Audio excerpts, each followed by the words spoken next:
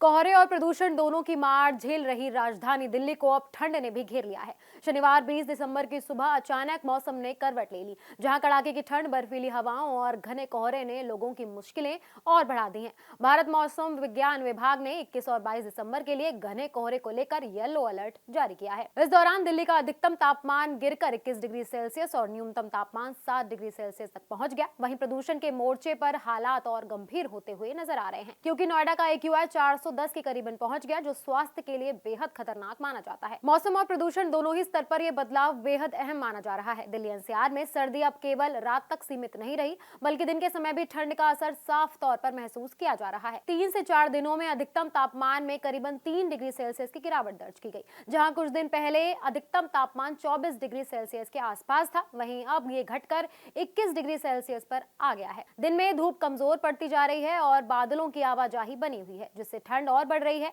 हवाओं की रफ्तार भी मौसम को और सर्द बना रही है, जो बीते 24 घंटों में 11 किलोमीटर प्रति घंटे रही और अब करीबन 10 किलोमीटर प्रति घंटे चलने की संभावना जताई जा रही है। प्रदूषण की स्थिति दिल्ली NCR में बेहद चिंताजनक बनी हुई है।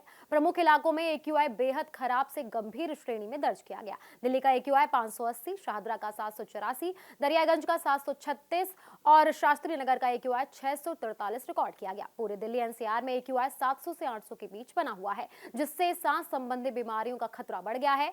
बीते 24 घंटों में कई इलाकों में विजिबिलिटी 100 मीटर से भी कम दर्ज की गई, जो घने कोहरे और प्रदूषण के संयुक्त असर को दर्शाता है। लोगों को सतर्क रहने और अनावश्यक बाहर निकलने से बचने की सलाह दी जा रही है। मौसम विभाग के मुताबिक आने वाले दिनों में हालात में ज्यादा राहत आने की संभावना नहीं है। पहाड़ों पर एक सक्रिय पश्चिमी विक्षोभ भी पहुंच रहा है, जिससे 20 से 22 दिसंबर के बीच अच्छी बर्फबारी होगी। इसका असर मैदानी इलाकों में और बादलों और कोहरों के रूप में साफ दिखेगा। हरियाणा, दिल्ली, राजस्थान और उत्तर पश्चिमी उत्तर प्रदेश में बादल छाए रह सकते हैं और कोहरे का असर भी गंगा के मैदानी क्षेत्रों में बना रहेगा।